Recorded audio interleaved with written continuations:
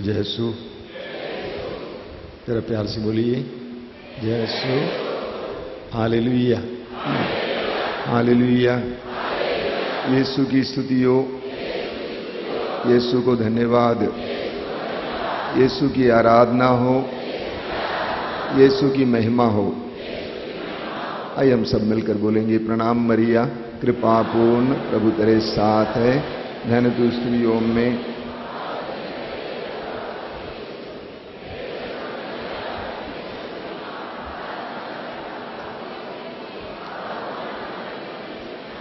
प्रणाम मरिया, कृपा पूर्ण प्रभु तेरे साथ है, धन्य तू स्त्रियों में और धन तेरे गर्भ का फल यीशु।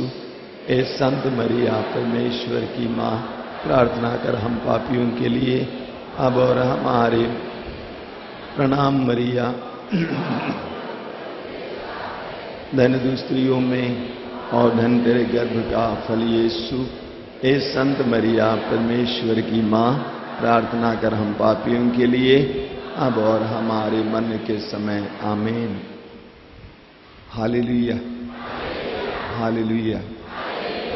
हम इस कन्वेंशन के बीचों बीच हैं और शायद कल कन्वेंशन समाप्त हो रहा है और आज इस बैठक में हम लोग प्रभु यीशु की मां मरियम के बारे में मनन चिंतन करेंगे। Hallelujah, hallelujah. यीशु की स्तुति हो, यीशु को धन्यवाद। मुझे यह कहते हुए कोई विशेष शर्म नहीं होती है कि कई वर्ष पहले मेरे दिल में यीशु की मां और हमारी मां मरियम के प्रति ज्यादा भक्ति नहीं थी। दो घटनाओं के द्वारा मेरे अंदर मां के प्रति बहुत गहरी भक्ति आई। पहली घटना यह थी कि मैं उत्तर प्रदेश में मां मरियम का एक तीर्थ स्थान है सरधना, वहां पे हजारों की संख्या में लोग आते हैं और वहां एक व्यक्ति को ले गया था। हालांकि मैं वहां पे कई बार जा चुका था। उस चर्च के अंदर प्रवेश करते ही मुझे नहीं मालूम क्या हो गया, मेरे आंखों से आंसू बहने लगा और मैं फूट फूट कर रोने लगा।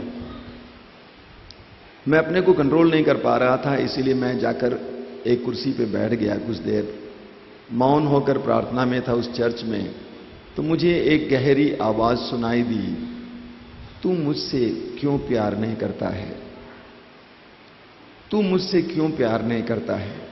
इस बात ने मेरे जीवन को बहुत झकझोर दिया। इसके बाद 2 साल के बाद मैं कई परेशानियों से गुजर रहा था और एक बहुत बड़े वचन देने वाले व्यक्ति आए थे बनारस में और वे लेमैन थे, कैथोलिक। तो मैं उनके पास गया, उनसे कहा कि मेरे जीवन में ऐसी ऐसी परेशानियां हो रही हैं, आप मुझे कुछ सलाह दें। तो उन्होंने मुझसे पूछा कि आपकी रोजरी कहाँ है। रोजरी, वैसे मैं माला पहनता हूं कुर्ता के ऊपर। मैंने कहा रोजरी तो कमरे में है। तो उन्होंने कहा कि आपकी रोजरी सदा आपकी जेब में होनी चाहिए। सत्य बता रहा हूं, उस समय से मेरी जेब में हमेशा रोजरी होती है और जहां भी मैं जाता हूं रोजरी बोलता हूं। एयरपोर्ट में बैठा रहूंगा अकेले, फ्लाइट में रहूंगा, ट्रेन में रहूंगा, जहां कहीं भी रोजरी मेरे साथ है। हालेलुया। इन 2 घटनाओं ने मेरे जीवन में मां मरियम के प्रति बहुत गहरी भक्ति लाई। Hallelujah, hallelujah, hallelujah.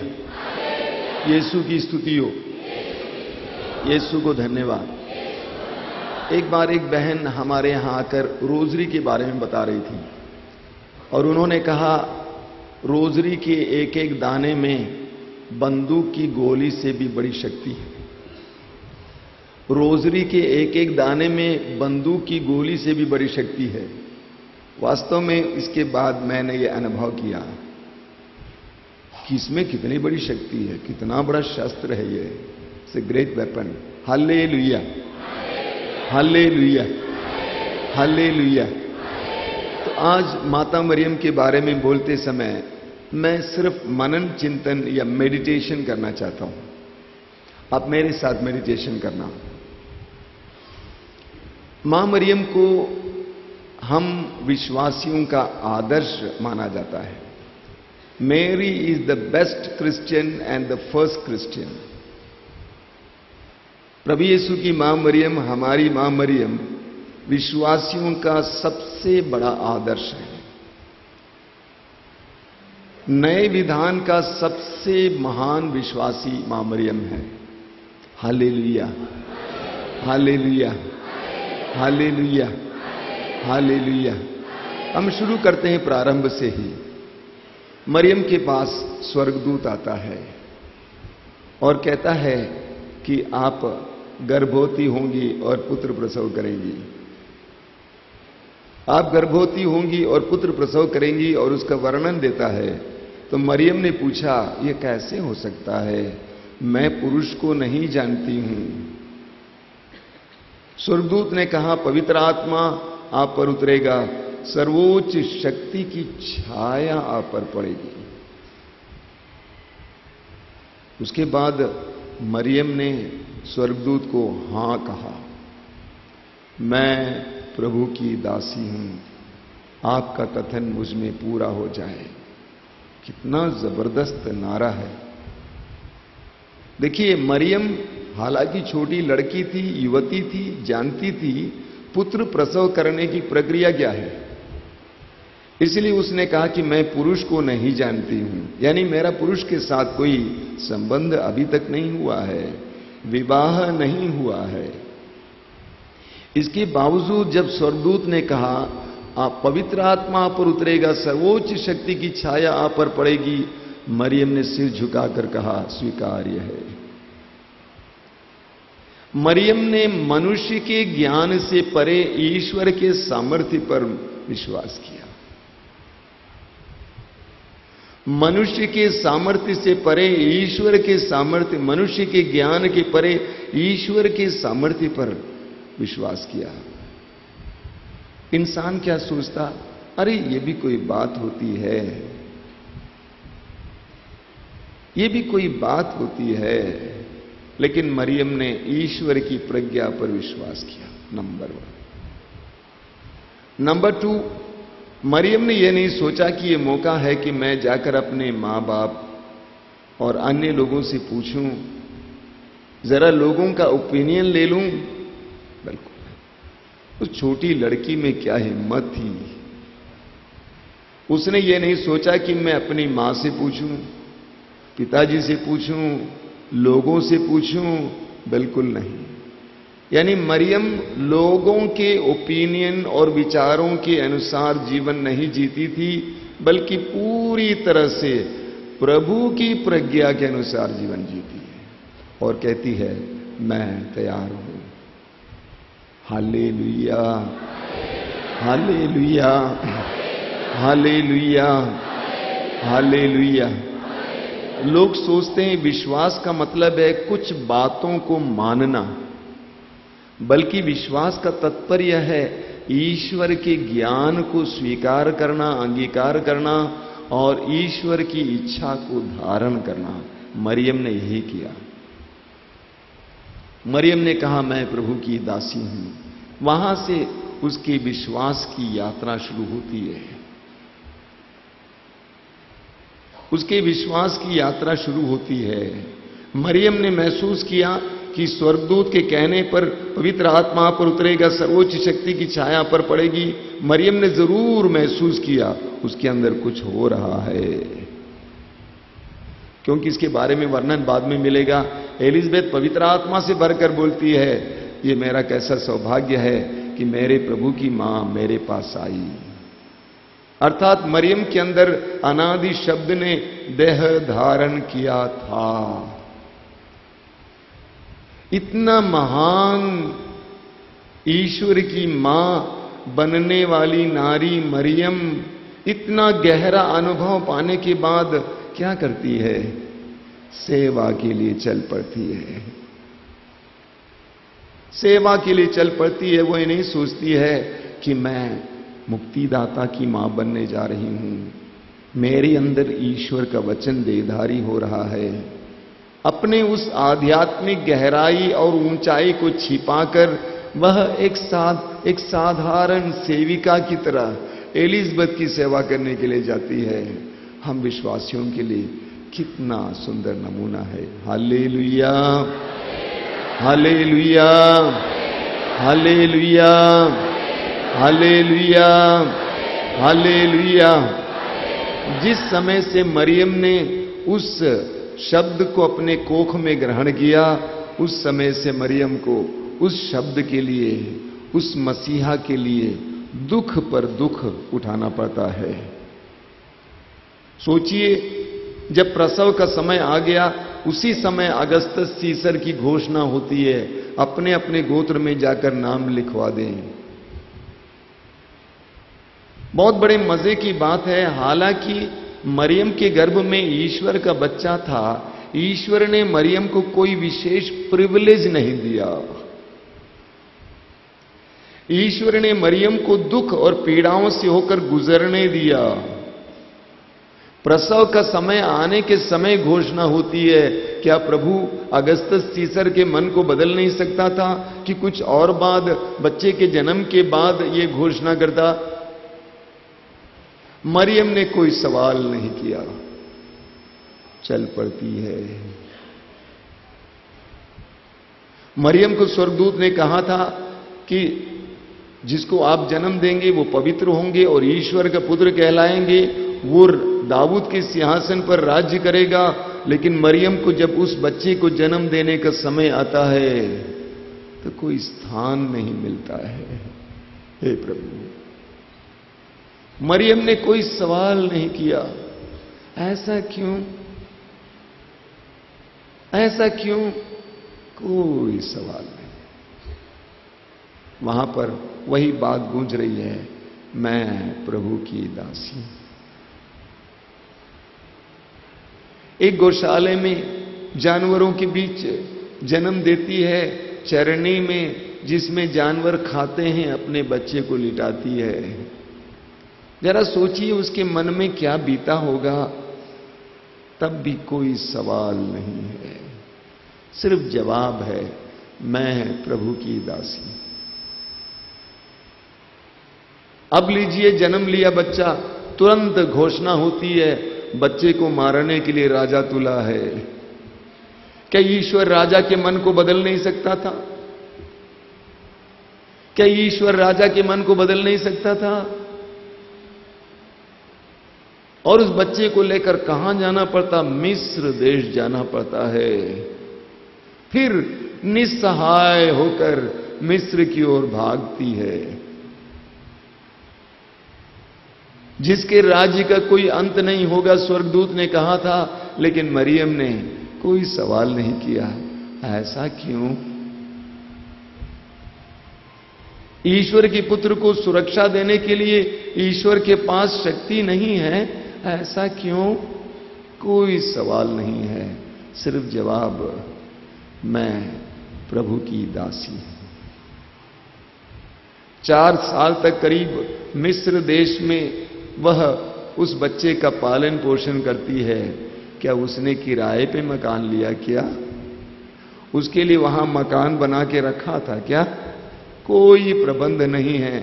जैसे आजकल हम लोग फुटपाथ पर लोगों को पड़े हुए देखते हैं, प्लास्टिक की झोपड़ी बनाकर, झुग्गी बनाकर, उसी तरह किसी गुफे में या किसी जगह पर पत्ते इत्यादि बटोर कर घर जैसा बनाते हैं, 4 साल गुजारते हैं। मरियम ने कोई सवाल नहीं किया। ऐसा क्यों? ऐसा क्यों? जमीन और आसमान को बनाने वाला ईश्वर अपने पुत्र को सिर छिपाने के लिए जगह नहीं दे सकता था? कोई सवाल नहीं। फिर वापस आ जाती है, नाजरत में रहने लगती है, एक साधारण बढ़ई की पत्नी के रूप में। आजकल बढ़ियों को बहुत मौका मिलता है, लेकिन उस समय बढ़ियों को क्या काम मिलता था? अंग्रेजी में कहा जाता है वॉइसलेस, मार्जिनलाइज्ड, बिल्कुल समाज से दूर, अलग। ऐसे परिवार में मरियम को उस बच्चे को पालना पड़ता है। मरियम ने कोई सवाल नहीं किया, हे ईश्वर ऐसा क्यों? कोई सवाल नहीं। Hallelujah, hallelujah, hallelujah. जब 30 साल का हो गया, समाज में उतरता है, सेवा का कार्य करना शुरू करता है। बार बार जब वो अपनी मां के पास आया करता था, शायद बोला करता था, मां तुझे मालूम क्या हुआ, आज मेरा इतना विरोध हो रहा था, लोग मुझे पकड़कर पहाड़ से गिराना चाहता था। बार बार मां को विरोध का संदेश मिलता था, तब भी कोई सवाल नहीं, ऐसा क्यों? अंत में उस बेटे को जो पवित्र था, जिसके बारे में स्वर्गदूत ने कहा था जिसके राज्य का अंत नहीं होगा, उसके ऊपर इल्जाम लगाया जाता है, दोष मढ़ा जाता है, उसको क्रूस की सजा दी जाती है। उसकी आंखों के सामने उसका एकमात्र बेटा इतनी बुरी अवस्था में क्रूस ढोते हुए जा रहा है। मां के अधरों में कोई सवाल नहीं, ऐसा क्यों? उस क्रूस के नीचे खड़ी है, खून टपक रहा है, बेटा तड़प रहा है, मुंह से शब्द तक निकलता नहीं है। उस समय भी मां नीचे खड़ी है। सुसमाचार में एक भी शब्द नहीं लिखा हुआ है कि मां ने क्या कहा। उस समय भी वो मौन थी, कोई सवाल नहीं था। ईश्वर तूने कहा था उसके राज्य का कभी अंत नहीं होगा, ऐसा क्यों? कोई सवाल नहीं। हमारे जीवन में परेशानियां आती हैं, हमारे मनों में कितने सवाल उठते हैं। आप सुसमाचारों को पढ़ेंगे, आप देखेंगे मरियम, यूसुफ और यीशु के जीवन में कोई विशेष प्रिविलेज नहीं होता है। आज मैं खांसूंगा, तुरंत 4 आदमी पानी लेके आएंगे। मुझे कहीं जाना होता, लोग बोलेंगे आइए गाड़ी में बैठिए। लेकिन यीशु, मरियम और यूसुफ के जीवन में कोई प्रिविलेज नहीं है, नो प्रिविलेज। लेकिन मरियम के मुंह से कोई भी सवाल नहीं निकला, मैं तेरे लिए इतना बड़ा कार्य कर रही हूं, तूने मेरे साथ ऐसा क्यों किया? एक विश्वासी के लिए मरियम सबसे महान आदर्श है। मैंने कहा एक विश्वासी का विश्वास का तात्पर्य सिर्फ कुछ तथ्यों पर को मानना नहीं है, बल्कि ईश्वर के प्रति समर्पित होना है। और मरियम उस समर्पण के लिए सबसे महान आदर्श है। इस डिवाइन सेंटर से जाने के बाद अपने घर पहुंचेंगे, अगर आपके घर पे मां मरियम की तस्वीर है तो थोड़ी देर बैठना और मरियम के उस मौन पर मनन चिंतन करना। यीशु के साथ रहकर, यीशु के लिए, यीशु के मुक्ति कार्य के लिए मरियम ने 100%, 100% साथ दिया। कोई संकोच, कोई सवाल नहीं है, सिर्फ जवाब, मैं प्रभु की दासी। एक विश्वासी के लिए यह एक महान आदर्श है। जीवन में विभिन्न प्रकार की परिस्थितियां आती हैं। आप यहां से घर चले जाएंगे, घर जाने पर बहुत सारे संकट आ जाएंगे, अप्रतीक्षित बातें आ जाएंगी, अकस्मात कुछ घटनाएं हो जाएंगी। उन सारे क्षणों में मरियम की तरह कहना, मैं प्रभु की दासी, मैं प्रभु का दास हूं। आपका कथन मुझ में पूरा हो। एक महान विश्वासी का यह आदर्श है। मरियम हमारे लिए एक महान आदर्श है। हर ईसाई को मरियम की तरह बनना चाहिए। हम कैथोलिक लोगों में मरियम के प्रति भक्ति है, लेकिन मुझे लगता है अधिकतर स्वार्थपूर्ण भक्ति है, कुछ पाने के लिए भक्ति है। हम उनके चित्र का आदर करते हैं, लेकिन उससे बढ़कर आज हमें उनके चरित्र का आदर करना चाहिए। उनको अपना आदर्श मानना चाहिए, उनसे सीखना चाहिए। यीशु तो ईश्वर था, लेकिन मरियम हमारी ओर से है। She is the best Christian and the first Christian. Hallelujah, hallelujah, hallelujah, hallelujah. लेकिन हमारे कई मसीही लोग मरियम का आदर नहीं करते हैं। कई विश्वासी लोग मरियम का आदर नहीं करते हैं।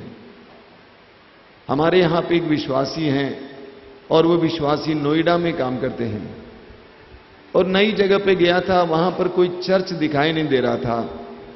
लेकिन अचानक एक दिन ढूंढते ढूंढते एक चर्च दिखाई दिया, छोटा सा चर्च। वहां चला गया, एक प्रोटेस्टेंट चर्च था और पूरी जानकारी ली, यहां पे कब प्रार्थना होती है, दुआ होती है। अंत में हमारे विश्वासी भाई ने उससे पूछा, क्या आप लोगों के चर्च में मां मरियम के लिए स्थान है? तो उन्होंने कहा, हमारे चर्च में उनके लिए स्थान नहीं है।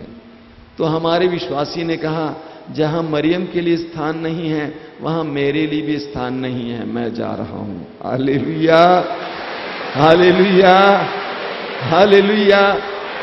जहां मरियम के लिए स्थान नहीं है, वहां मेरे लिए भी स्थान नहीं है, मैं जा रहा हूं। उस भाई ने कहा, इधर आइए, बात तो सुन लीजिए।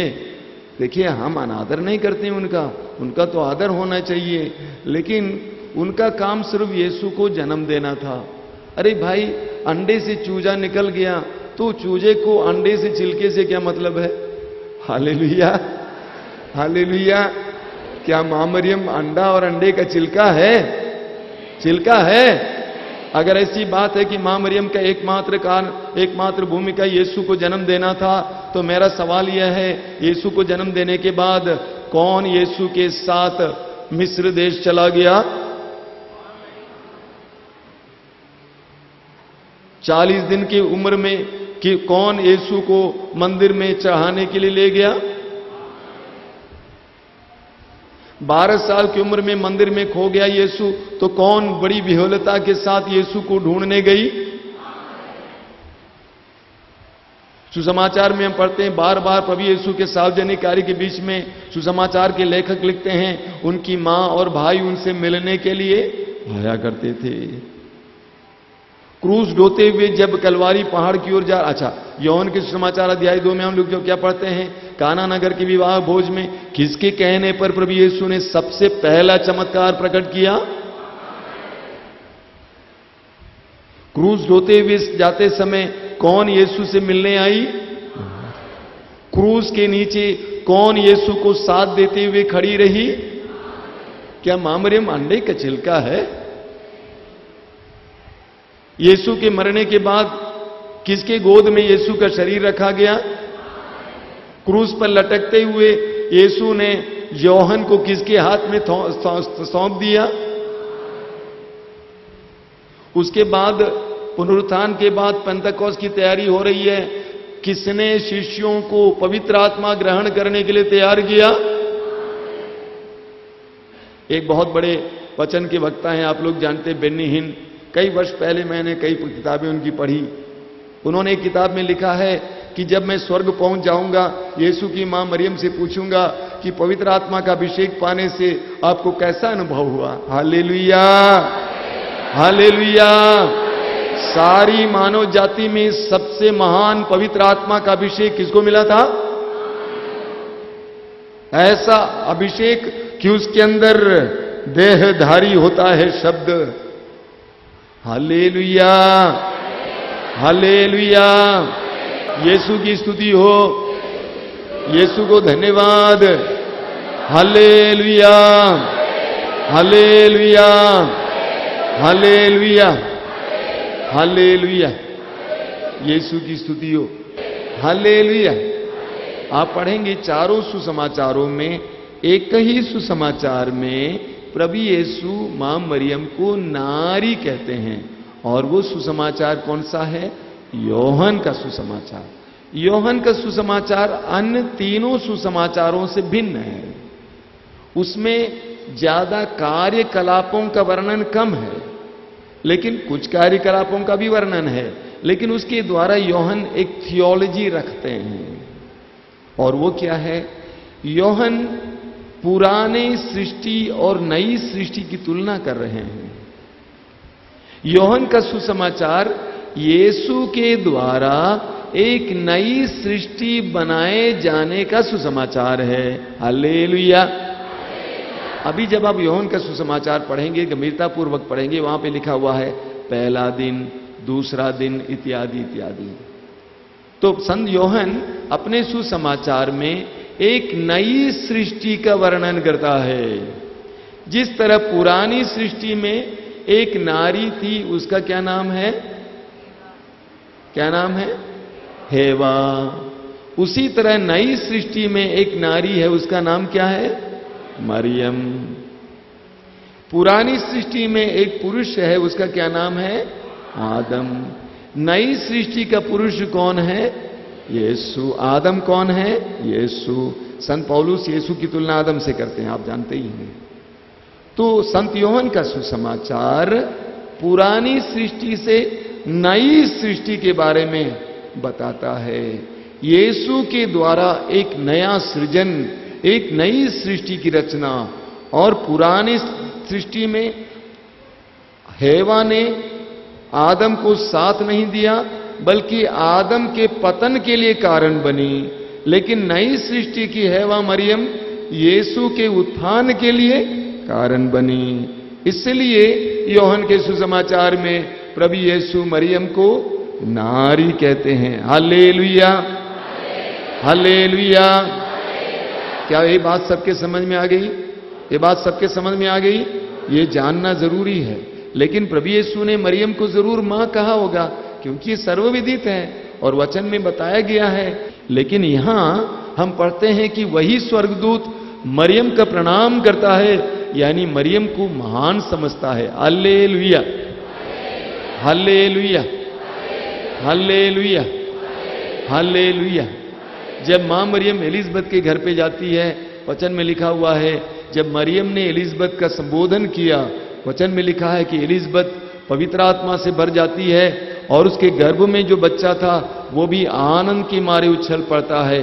उसके बाद वचन में लिखा है, एलिजबेथ पवित्र आत्मा से भरकर मरियम से कही, क्या बोली? आप नारियों में धन्य हैं और धन्य है आपके गर्भ का फल। धन्य है आप जिसने ये विश्वास किया कि ईश्वर ने जो आपसे प्रतिज्ञा की वह पूरा हो जाएगा। Hallelujah, hallelujah. एलिजबेथ पवित्र आत्मा से भर गई। पवित्र आत्मा से भरकर एलिजबेथ जो बोलती है वो हमारे लिए एक बहुत बड़ा संदेश है। एलिजबेथ बोलती है कि आप नारियों में धन्य हैं, आपके गर्भ का फल धन्य है।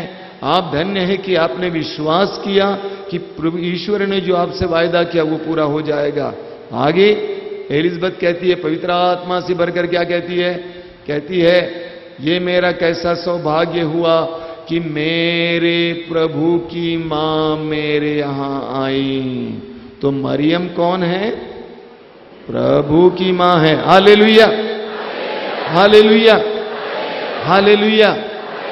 मरियम प्रभु की मां है। Hallelujah, hallelujah.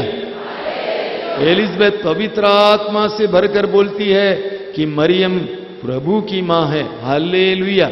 आगे हम पढ़ते हैं कि मां मरियम पवित्र आत्मा से भर जाती है और उन्होंने वो गीत गाया, मेरी आत्मा प्रभु का गुणगान करती है, जिसमें वो कहती है, सभी पीढ़ियां मुझे धन्य कहेंगी। Hallelujah, hallelujah.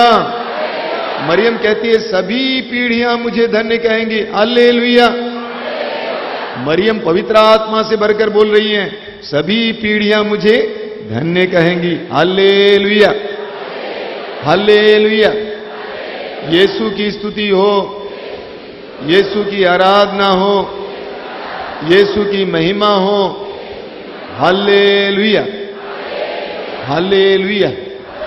तो मां मरियम हमारे सम्मान, आदर, प्यार का पात्र है। अब मैं आपसे सवाल करूंगा, क्या मां मरियम की आराधना होनी चाहिए या नहीं होनी चाहिए? क्या मां मरियम की आराधना होनी चाहिए, मां मरियम की पूजा होनी चाहिए कि नहीं होनी चाहिए? और एक बार मैं आपसे पूछ रहा हूं, क्या मां मरियम की आराधना और पूजा होनी चाहिए कि नहीं होनी चाहिए? कितने लोग सोचते हैं होनी चाहिए? हाँ, हाथ नीचे कीजिए। मैं बोलूंगा नहीं होनी चाहिए। Hallelujah, hallelujah. मां मरियम की आराधना और पूजा होनी चाहिए कि नहीं चाहिए? नहीं चाहिए, क्योंकि मां मरियम, वचन में लिखा हुआ है, ईश्वर को छोड़कर और किसी की आराधना करना पाप है। पाप है कि नहीं? मां मरियम ईश्वर है कि मनुष्य है? मां मरियम ईश्वर है कि मनुष्य है? इसीलिए मां मरियम की पूजा और आराधना होनी चाहिए कि नहीं होनी चाहिए? नहीं होनी चाहिए। मां मरियम का सम्मान होना चाहिए, आदर होना चाहिए, उनके प्रति भक्ति होना चाहिए, उनके प्रति प्यार होना चाहिए, उनसे मध्यस्थ प्रार्थना कर सकते हैं। कई प्रोटेस्टेंट भाई बहन मुझसे प्रार्थना मांगते हैं, बहुत प्यार करते हैं लोग मुझे, मेरे पास भी आते हैं, हमारे यहां भी आते हैं, प्रार्थना में भी आते हैं, तो बोलते हैं ब्रदर मेरे लिए प्रार्थना कीजिएगा। तो मैं उनसे बोलता हूं तुम मुझसे क्यों प्रार्थना मांगते हो जी, मैं तो इंसान हूं। इससे भी बड़ी प्रार्थना कौन कर सकती है? मरियम कर सकती है। Hallelujah, hallelujah, hallelujah. मरियम कहां है? प्रभु के सानिध्य में है। प्रभु यीशु ने कहा इब्राहिम का ईश्वर, याकूब का ईश्वर,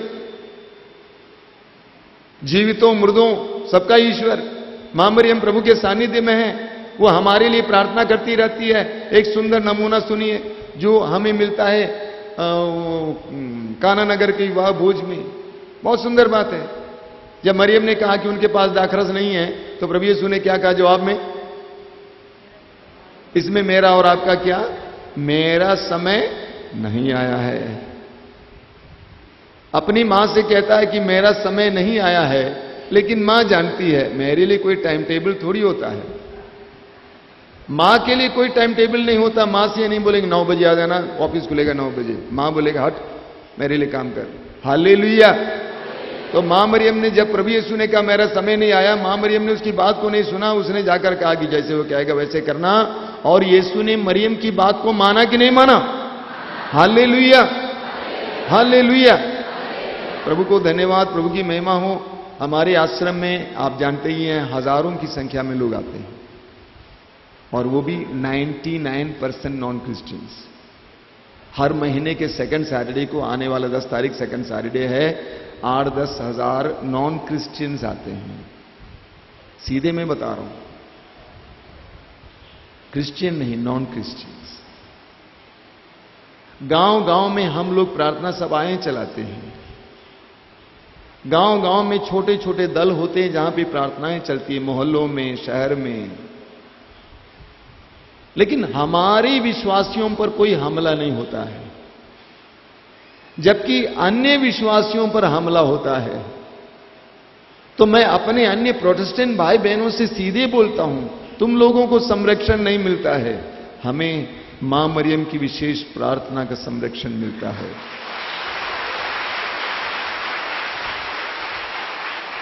आप जरा सोचिए, इतने हजार गैर विश्वासी लोग हर महीने विश्वास के साथ यीशु के पास आते हैं, विश्वास करते हैं, यीशु को ग्रहण करते हैं। ये तो हमारी बुद्धि से परे है। ना हमारा कोई एजेंट है, ना हमारी कोई गाड़ी जाती है, ना हमारी कोई पब्लिसिटी नहीं है। एक भी बैनर आपको देखने को नहीं मिलेगा। इतने सारे लोग कैसे आते हैं? मेरे प्रोटेस्टेंट भाई लोग, विशेष करके पास्टर्स, बड़े बड़े पास्टर्स बोलते हैं, फादर जी मान लिए आपके यहां तो पवित्र आत्मा का काम है। वे कहते हैं इतने लोगों को इकट्ठा करने के लिए हमें कितने लाख रुपए खर्च करना पड़ता है। ये कौन उठा के ले आता है? मरियम की विशेष मध्यस्थता। Hallelujah, hallelujah, hallelujah, hallelujah. हर परिवार की मरियम संरक्षिका बननी चाहिए। वचन में लिखा हुआ है कि काना नगर के विवाह भोज में कि मरियम वहां पर उपस्थित थी। मरियम की पूजा नहीं होनी चाहिए, आराधना नहीं होनी चाहिए, लेकिन मरियम को हमारे परिवारों में एक बहुत बड़ा स्थान मिलना चाहिए। प्रभु यीशु ने अंतिम 7 वचन क्रूस से कहा है। वे अंतिम 7 वचन बहुत महत्वपूर्ण है। एक एक वचन बहुत महत्वपूर्ण वचन है। उसमें से एक वचन यह है, प्रभु यीशु योहन से कहता है, ये तुम्हारी मां है। वचन में लिखा हुआ है, उस समय से उसने अपने यहां मरियम को आश्रय दिया। Hallelujah, hallelujah, hallelujah. हर विश्वासी को अपने यहां मरियम को आश्रय देना चाहिए। अगर वो वहां पे आश्रय वहां पर है तो स्पष्ट है आपके लिए वह अपने पुत्र से कहकर बहुत सारे चमत्कार और चिन्ह प्रकट करेगी। Hallelujah, hallelujah, hallelujah. यीशु की स्तुति हो, यीशु की महिमा हो, यीशु की आराधना हो। Hallelujah, hallelujah. कई लोग कहते हैं हमारा एक ही मध्यस्थ है, वह यीशु मसीह है। मान लिए, इसके बावजूद आप कितने लोगों से प्रार्थनाएं मांगते हैं? जीसस कॉल से, पोटा से, मातृधाम आश्रम से, फलाने भाई से, फलानी सिस्टर से, फलाने फादर से। हमारे एकमात्र मध्यस्थ यीशु मसीह हैं, मान लिए, लेकिन इसके बावजूद हम कई लोगों की मध्यस्थता मांगते हैं और उन सब में सबसे बड़ी मध्यस्थता मरियम की मध्यस्थता है। Hallelujah, hallelujah, hallelujah, hallelujah, hallelujah. एक और बात लोग कहते हैं, मरियम के बहुत सारे बच्चे थे, वो पवित्र थोड़ी थे, क्योंकि वचन में लिखा हुआ है उसकी मां और उसके भाई बहन उससे मिलने आते थे। हालेलुया। कुछ संस्कृतियों में भाई बहन का तात्पर्य बदल जाता है। मैंने देखा है हमारे भारत में भी अलग अलग संस्कृति में अलग अलग रिश्ता है। कुछ संस्कृतियों में मैंने देखा है कि चाचा पापा बहुत करीब का रिश्ता है। जब प्रभु यीशु के बारे में बताया गया कि आपके भाई और बहन आपसे मिलने आए हैं, वो हो सकता है ममेरे भाई हों, चचेरे भाई हों, क्योंकि नजदीक का रिश्ता है। अगर यीशु के और भी भाई होते तो क्या उनके मरते समय क्रूस पर से अपनी मां को योहन के हाथ में दे देते? सवाल ही नहीं होता है। वहां तो लड़ाई हो जाती। तू कौन होता है मेरी मां को पकड़कर योहन के हाथ में देने वाला? यीशु कभी अन्याय नहीं कर सकता है। अगर यीशु के और भी भाई बहन होते तो यीशु अपनी मां को अंतिम पल में योहन के हाथ में नहीं थमा देता। Hallelujah, hallelujah, hallelujah. यीशु की स्तुति हो, यीशु की महिमा हो, यीशु की आराधना हो। Hallelujah, hallelujah, hallelujah.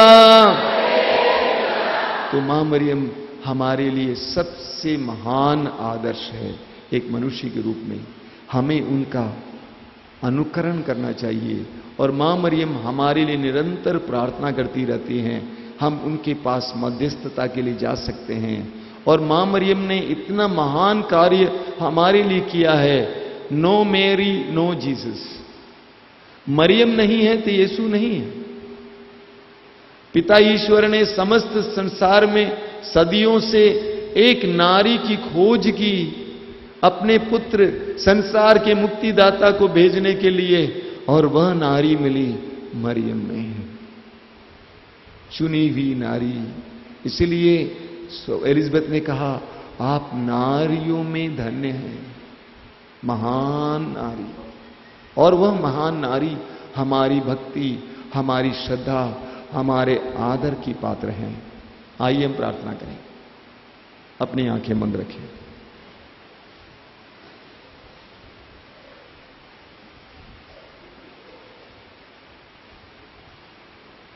अपनी आंखें बंद करके इस समय मरियम का दर्शन करने की इच्छा रखिए। कलीसिया के इतिहास में कई लोगों को कई जगह पर मां मरियम ने दर्शन दिया है और कई दर्शन प्रमाणित भी हुए हैं, और वे स्थान बड़े तीर्थ स्थान भी बन गए हैं। ईश्वर ने ऐसा क्यों होने दिया, ये बताने के लिए मुक्ति के इतिहास में मरियम की भूमिका अद्वितीय है। मसीही जीवन में मरियम की भूमिका बहुत बड़ी है। हमारे पारिवारिक जीवन में मरियम की भूमिका बहुत बड़ी है। कलीसिया के इतिहास में कहीं भी हमें पढ़ने को नहीं मिलता है कि संत पेतरुस और पौलुस ने किसी को दर्शन दिया। मरियम ने दर्शन दिया। अलग अलग प्रकार के चमत्कार, कभी उनकी आंखों से आंसू बहते हुए, कभी उनके आंखों से लहू बहते हुए, कभी उनके शरीर से मधु बहता हुआ, अलग अलग प्रकार के दर्शन। सब कहानी नहीं है, प्रमाणित दर्शन भी है। इसके द्वारा पिता ईश्वर हमें बताना चाहता है, मरियम मेरी प्रिय बेटी है। मरियम की भूमिका मुक्ति के इतिहास में महान है, एक विश्वासी के जीवन में महान है। आज हम जिस तरह यूहन्ना ने मरियम को अपने यहां आश्रय दिया, जिस तरह कलीसिया ने प्रारंभ से लेकर मरियम को आश्रय दिया, आज हम भी मरियम को अपने जीवन में आश्रय दें, स्थान दें, अपने परिवार में स्थान दें। आंखें बंद करके इस समय बंद आंखों से मरियम को देखने का प्रयास करें। शायद हम में से कुछ लोगों को मरियम इसी वक्त, मां इसी वक्त दर्शन देगी, दर्शन देगी। हाथ खुला रखिए, आंखें बंद कीजिए, मां से कहिए, मां क्योंकि तू मेरी मां है, क्योंकि तेरे पुत्र यीशु ने यूहन्ना को यह कहकर दिया, ये तुम्हारी मां है, तू कलीसिया की मां है, मेरी मां है। मुझे अपना दर्शन देना, मुझसे कहना मुझे क्या करना है। काना नगर के विवाह भोज में तूने उन दासों से कहा कि चमत्कार के लिए उनको क्या करना है, उस परिवार की कमी की पूर्ति के लिए उनको क्या करना है। मां मुझसे बोलना कि मुझे क्या करना है। मेरे परिवार की कमी की पूर्ति के लिए, घटी की पूर्ति के लिए मुझे क्या करना है। मुझसे बोलते रहना मां। थोड़ी देर मौन होकर मां से वार्तालाप कीजिए। प्रणाम मरिया, कृपा पूर्ण तू, स्त्रियों में धन्य है, धन्य यीशु तेरा फल। प्यारी मरिया, प्यारी मरिया, प्रार्थना करना हमारे लिए। प्यारी मरिया, प्यारी मरिया, प्रार्थना करना हमारे लिए। प्रणाम मरिया, कृपा पूर्ण तू, स्त्रियों में धन्य है, धन्य यीशु तेरा फल।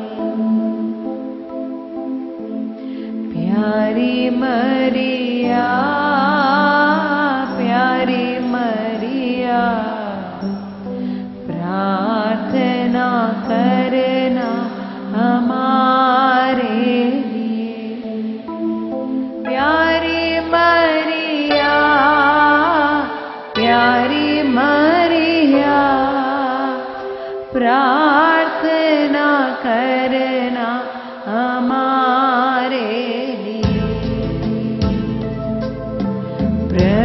मरिया कृपा पूर्ण तू स्त्रियों में धन्य है, धन्य यीशु तेरा फल। प्यारी मरिया प्रार्थना करना हमारे। प्यारी मरिया प्रार्थना करना हमारे। प्रणाम मरिया कृपा पूर्ण तू स्त्रियों में धन्य है, धन्य यीशु तेरा फल। प्यारी मरिया प्रार्थना करना हमारे लिए। प्यारी मरिया प्रार्थना करना हमारे लिए। प्रणाम मरिया कृपा पूर्ण तू स्त्रियों में धन्य है, धन्य यीशु तेरा फल। प्यारी मरिया प्रार्थना करना हमारे। ओ प्यारी मरिया प्रार्थना करना हमारे। प्यारी मरिया प्रार्थना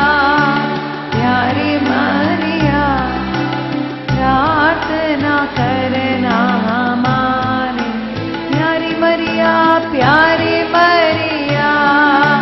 प्यारी मरिया प्रार्थना करना हमारे। दोनों हाथ उठाते हुए प्यारी मरिया प्रार्थना करना हमारे लिए। प्यारी मरिया प्रार्थना करना हमारे लिए। प्रार्थना करना हमारे लिए। प्रार्थना करना हमारे। Hallelujah hallelujah hallelujah hallelujah hallelujah hallelujah hallelujah hallelujah hallelujah. Thank you, Lord. Thank you, Lord. Praise you, Lord. Thank you, Jesus. Praise you, Jesus. Thank you, Jesus. Praise you, Jesus. Thank you, Jesus. Miracles, wonders. Miracles, wonders. Miracles, wonders. Mother, mother, mother, mother. Pray for your children, mother. Pray for your children, mother. Pray for your children, mother. Pray for your children, mother. Hallelujah, hallelujah. Hallelujah, hallelujah. माँ प्रार्थना कर माँ प्रार्थना कर। तेरे बच्चों के लिए प्रार्थना कर, एक एक परिवार के लिए प्रार्थना कर। Hallelujah hallelujah hallelujah hallelujah hallelujah.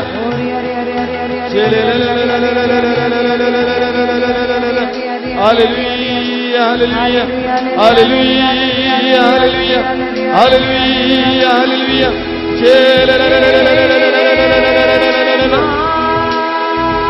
Hallelujah hallelujah hallelujah hallelujah hallelujah hallelujah hallelujah hallelujah hallelujah hallelujah hallelujah. Miracles, wonders, miracles, wonders, miracles, wonders, miracles, wonders। निसंतानों को संतान, निसंतानों को संतान। Hallelujah hallelujah hallelujah hallelujah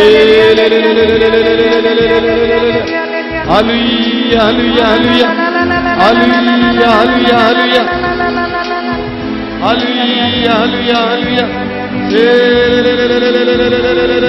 hallelujah hallelujah hallelujah hallelujah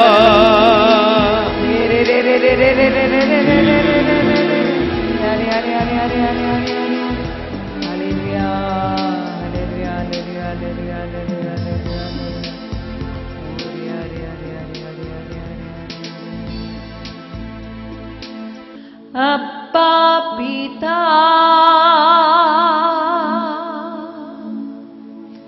हम तेरी आराधना करते हम तेरी आराधना करते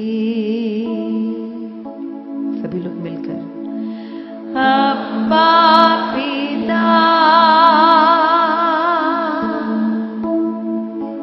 हम तेरी आराधना करते हम तेरी आराधना करते सारे तन मन से सारी शक्ति से सारी आत्मा से सारे तन मन से सारी शक्ति से सारी आत्मा से दोनों हाथ उठाते हुए बोलिए अब्बा पिता पुकारिए हम तेरी आराधना करते हम तेरी आराधना करते जैसे एक छोटा बालक अपने मां की गोदी में आने के लिए तरसता है ठीक उसी तरह आज पुकारिए अपने अब्बा को यीशु ने यही बताया यही बतलाने के लिए स्वर्ग से प्रभु यीशु उतरे कि वो तुम्हारे पिता है वो तुम्हारे अब्बा है जो तुम्हें कभी नहीं ठुकराएंगे वो तुम पर दोष नहीं लगाएंगे बल्कि अपनी दोनों बाहें पसारे वो तुम्हें गले लगाएंगे आज उसी अब्बा के बाहों में आ जाए हे अब्बा अब्बा पिता हम तेरी आराधना करते हम तेरी आराधना करते अब्बा पिता हम तेरी आराधना करते हम तेरी आराधना करते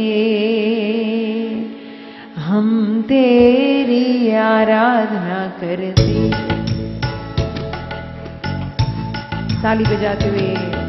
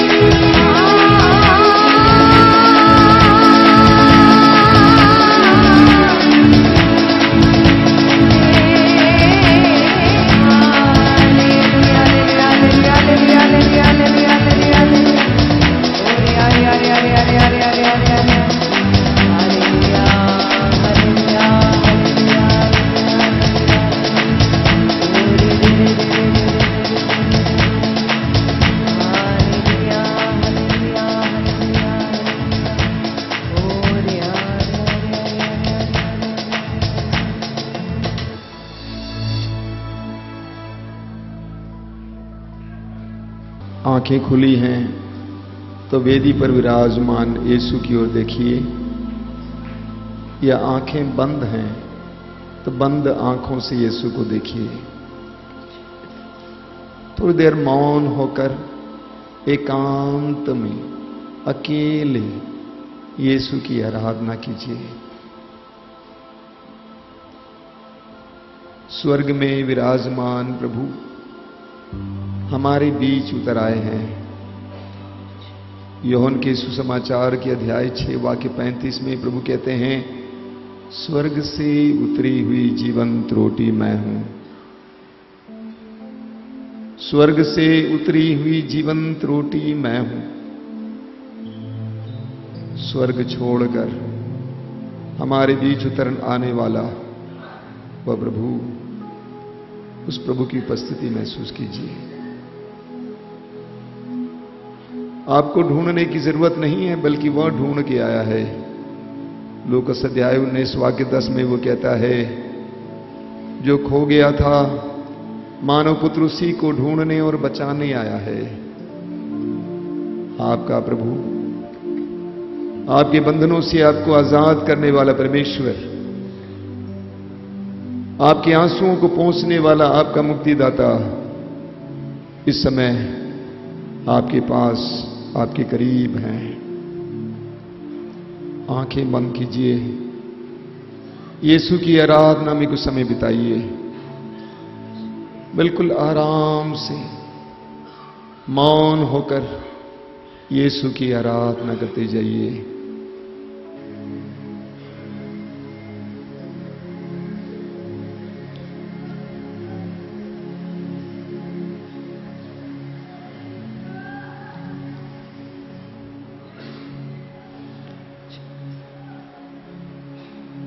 यीशु के सामने अपना हृदय खोलिए।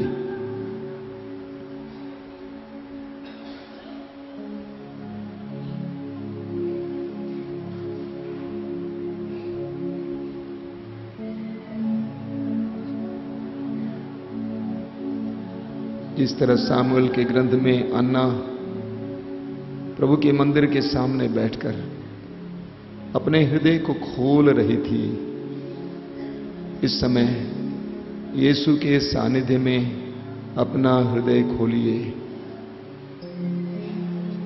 उससे वार्तालाप कीजिए, उससे बात कीजिए। वो जिंदा है, वो आपको सुनने वाला प्रभु है। उसके कान खुले हैं। वचन में लिखा हुआ है, मिस्र में रहने वाली मेरी प्रजा की दयनीय दशा मैंने देखी है। उनके रुदन की आवाज मेरे कान तक पहुंच गई है। यीशु आपको इस समय देख रहे हैं, आपको सुन रहे हैं। यीशु से वार्तालाप कीजिए।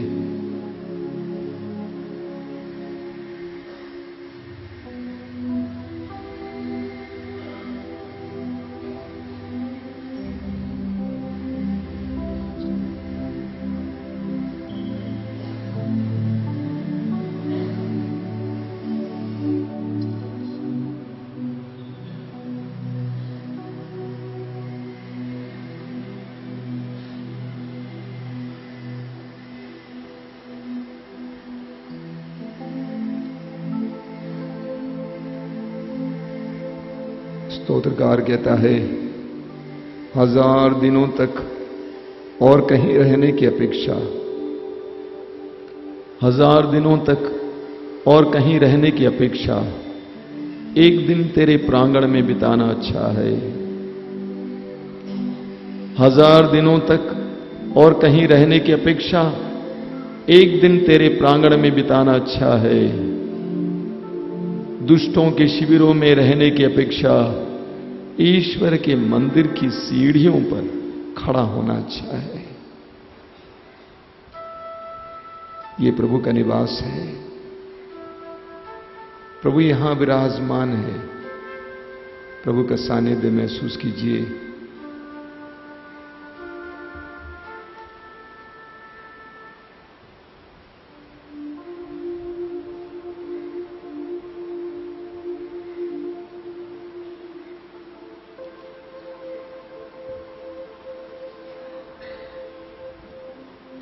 उत्पत्ति ग्रंथ के अध्याय 28 में हम पढ़ते हैं,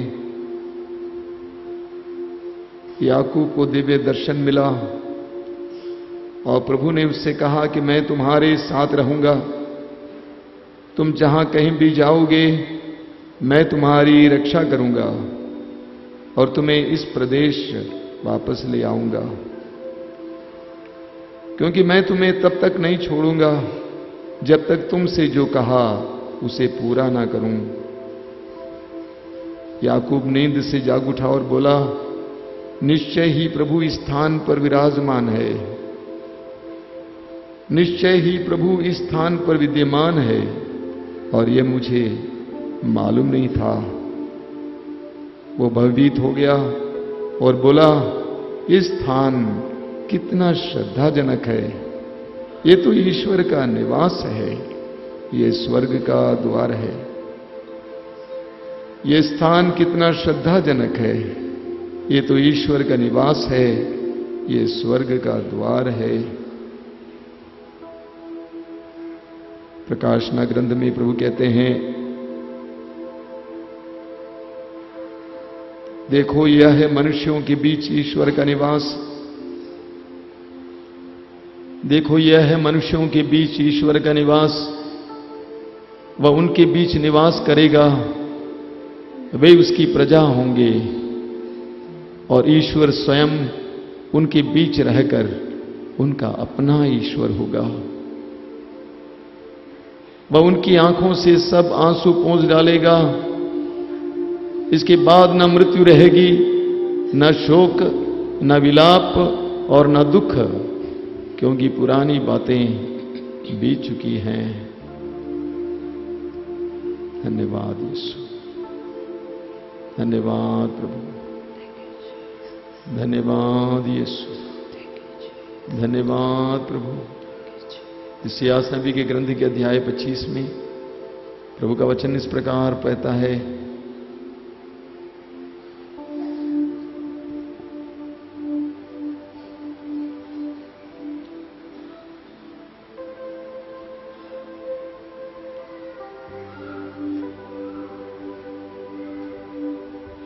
विश्वमंडल का प्रभु इस पर्वत पर सब राष्ट्रों के लिए एक भोज का प्रबंध करेगा, उसमें रसदार मांस परोसा जाएगा और पुरानी तथा बढ़िया अंगूरी।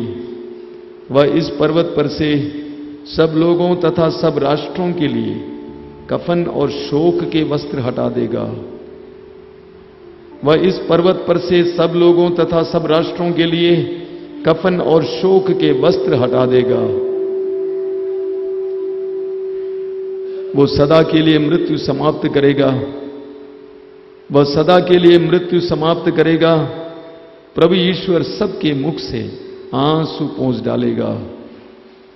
वह समस्त पृथ्वी पर से अपनी प्रजा का कलंक दूर कर देगा। प्रभु ने यह कहा है, हालेलुया, हालेलुया, हालेलुया। यीशु की स्तुति हो, यीशु की आराधना हो, यीशु की महिमा हो। Hallelujah, hallelujah, hallelujah, hallelujah, hallelujah, hallelujah, hallelujah. यीशु ईश्वर का पुत्र है, यीशु ईश्वर का पुत्र है, यीशु संसार का मुक्तिदाता है। यीशु मरने के बाद महिमा के साथ तीसरे दिन जी उठा। Hallelujah, hallelujah, hallelujah, hallelujah. मेरे प्रिय भाई और बहनों, आंखें खोलें। हम प्रभु के सानिध्य में हैं, प्रभु की उपस्थिति में हैं। सुसमाचार में हम पढ़ते हैं कि जब प्रभु यीशु मंदिर में खो गए और यूसुफ और मरियम ने बड़े विह्वलता के साथ उनको ढूंढा और उन्होंने यीशु को मंदिर में शास्त्रियों के साथ वाद विवाद करते हुए पाया। और मरियम ने यीशु से पूछा कि बेटा, तुमने हमारे साथ ऐसा क्यों किया? तेरे पिता और मैं बड़ी उत्कंठा से तुम्हें ढूंढ रहे थे। प्रभु यीशु ने उनसे एक बहुत बड़ी बात कही, आपको मुझे ढूंढने की क्या जरूरत थी कि आपको नहीं मालूम था कि मैं अपने पिता के भवन में होऊंगा। Hallelujah, hallelujah, hallelujah. प्रभु यीशु ने मां मरियम से पूछा कि आपको नहीं मालूम था कि मैं अपने पिता के यहाँ होऊंगा। All of us need to be in our Father's house. 12 साल की उम्र में प्रभु यीशु को इस बात का एहसास था कि मंदिर प्रभु का निवास है, मेरे पिता का भवन है। Hallelujah, hallelujah. प्रभु का सानिध्य मंदिर मेरे पिता का निवास है, मेरे पिता का भवन है। हर विश्वासी के अंदर प्रभु के सानिध्य के प्रति, प्रभु की उपस्थिति के प्रति एक ऐसी धारणा होनी चाहिए। हमारे जीवन में समस्याएं, पीड़ाएं, दुख तब खड़ी हो जाती हैं जब हम पिता के भवन से दूर चले जाते हैं। उड़ाऊ पुत्र पिता के भवन से दूर चला गया और उसने अपने में तंगी का अनुभव किया। उसके दोस्त गए, उसका पैसा गया, उसके कपड़े गए, उसकी इज्जत गई, उसका काम गया, उसका शरीर गया। पिता के भवन से दूर जाने से क्या हो सकता है, इसका एक सुंदर नमूना उड़ाऊ पुत्र के दृष्टांत में। ठीक इसके विपरीत वह पिता के भवन की ओर वापस आता है तो क्या हो जाता है, पिता का प्यार, अच्छे कपड़े, एक नई पहचान,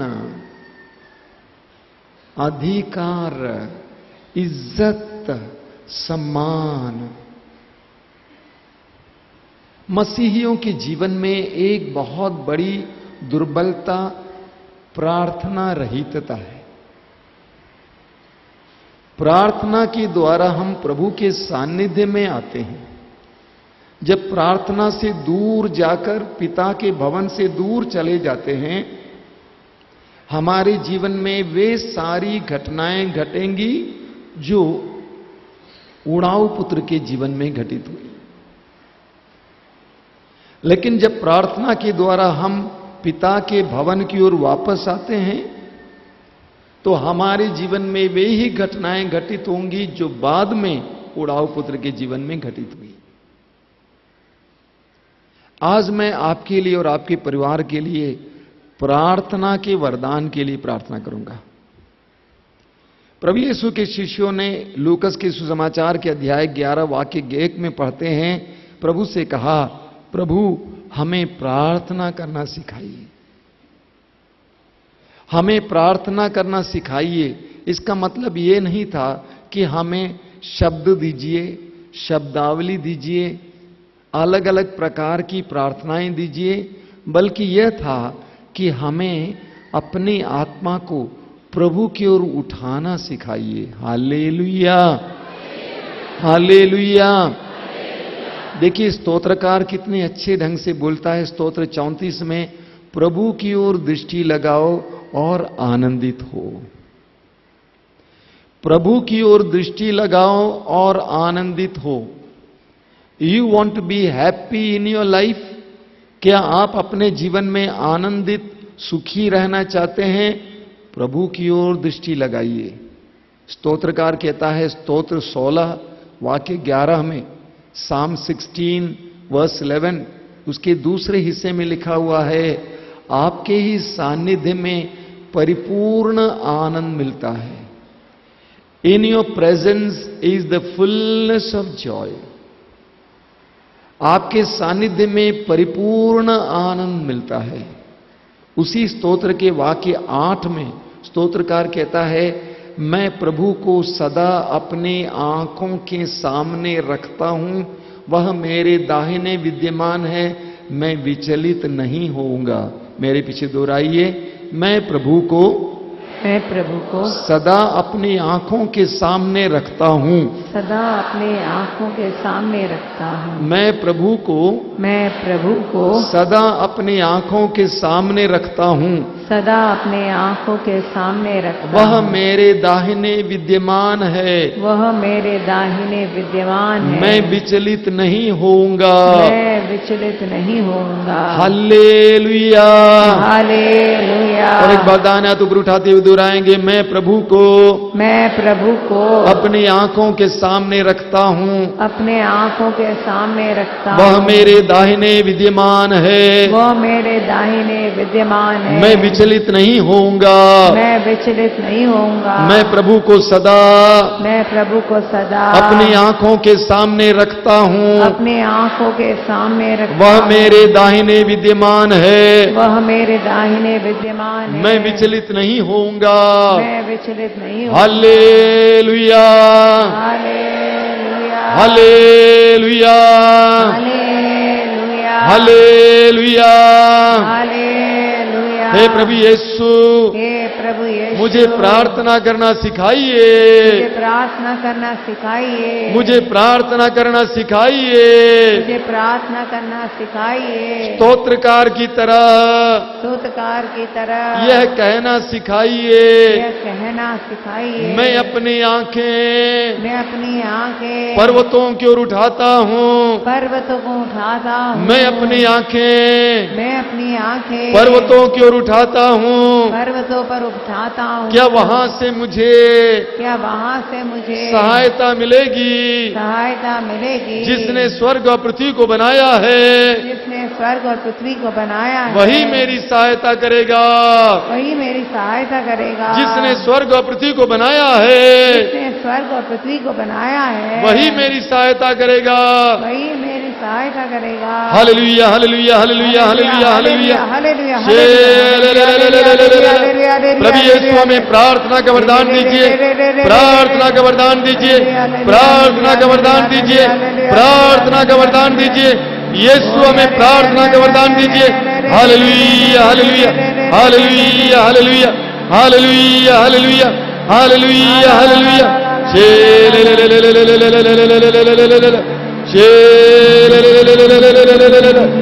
Lord give us the gift of prayer. तेरी जनता को प्रार्थना का वरदान दीजिए। Hallelujah. Hallelujah. Hallelujah. Hallelujah. Hallelujah. Hallelujah. Hallelujah.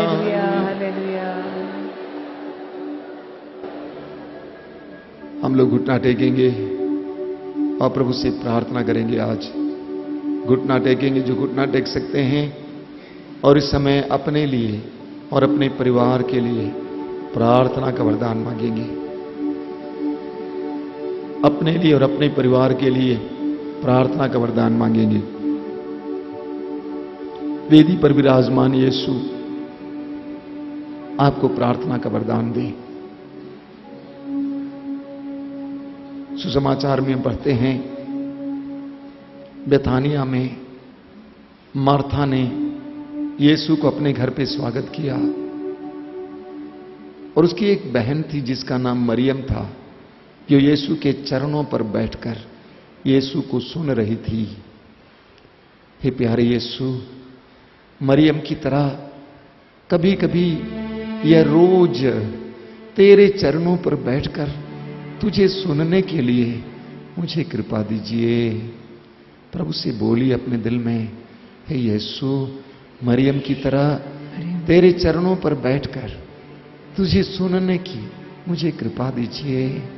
मैं मार्था की तरह हमेशा व्यस्त रहता हूं, काम नहीं है तो कोई नया काम ढूंढता हूं।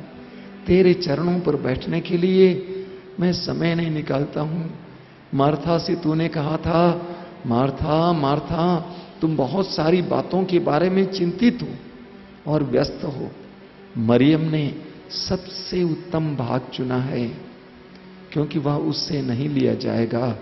हे यीशु, सबसे उत्तम भाग चुनने की मुझे कृपा देना। आज इसी वक्त मुझे प्रार्थना का वरदान दीजिए, ताकि मैं तेरे साथ जुड़ सकूं, तेरे साथ अपना जीवन बिता सकूं।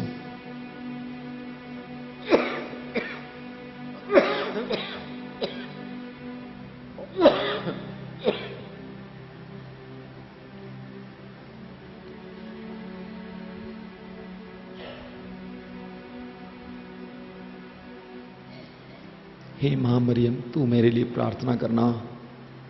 वचन में लिखा हुआ है, तूने पवित्र वचनों को अपने हृदय में संचित रखा और तू उन पर मनन किया करती थी। तूने उन सारी बातों को अपने हृदय में संचित रखा और तू उन पर मनन किया करती थी। हे मां, मुझे भी ऐसा करना सिखा। मेरे लिए प्रार्थना कर कि आज से मेरा प्रार्थनामय जीवन मजबूत हो जाए, ताकि मैं अपनी आत्मा को भोजन खिला सकूं। मेरी आत्मा तड़पती है, प्रतिदिन के जीवन में मैं बेचैन रहता हूं। मेरी आत्मा परेशान रहती है क्योंकि उसको मैं खिलाता पिलाता नहीं हूं। हे यीशु, आज से मैं उसे खिलाऊं पिलाऊं। वचन में मैं पढ़ता हूं, यीशु तू रात रात को जाग कर प्रार्थना करता था। तू बड़े सवेरे उठकर एकांत में जाकर प्रार्थना करता था। तू लोगों को छोड़कर एकांत में जाकर प्रार्थना करता था। तू उपवास करते हुए प्रार्थना करता था। हे यीशु, मुझे भी प्रार्थना का वरदान देना, मेरे परिवार को भी प्रार्थना का वरदान देना।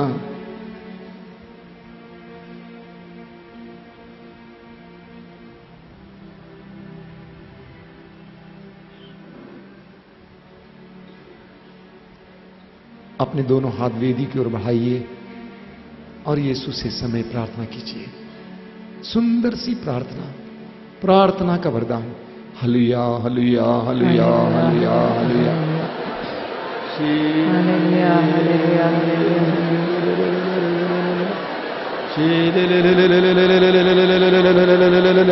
Thank you Lord, praise you Lord, thank you Jesus, praise you Jesus. तेरी जनता को प्रार्थना का वरदान दीजिए, तेरे बच्चों को प्रार्थना का वरदान दीजिए, तेरे साथ जुड़ने का वरदान दीजिए।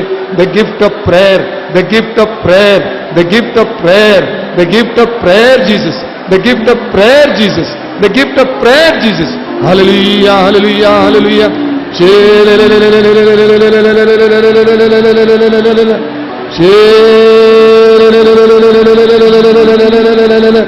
Hallelujah hallelujah hallelujah hallelujah hallelujah. Gift of prayer, gift of prayer, gift of prayer, mighty mighty mighty gift of prayer, fasting and prayer. Hallelujah hallelujah hallelujah hallelujah hallelujah hallelujah hallelujah hallelujah hallelujah. तेरे साथ रहना है प्रभु, ये दिल मेरा तड़पे। तेरे साथ रहना है प्रभु, ये दिल मेरा तड़पे। तेरे साथ रहूं, तेरे साथ चलूं, तेरे साथ रहूं, तेरे साथ चलूं, तेरे साथ रहना है प्रभु, ये दिल मेरा तड़पे।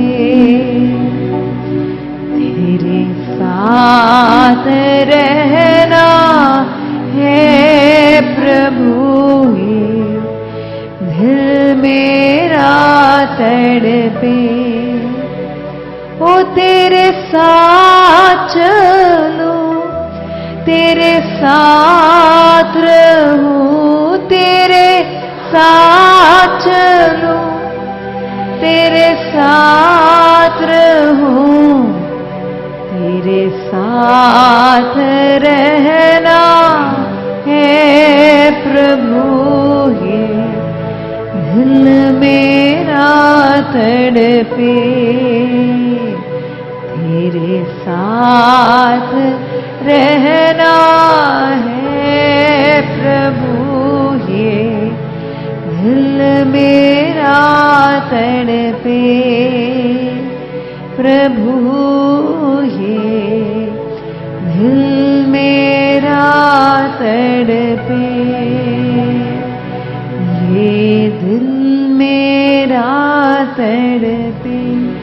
Hallelujah hallelujah hallelujah hallelujah hallelujah hallelujah hallelujah hallelujah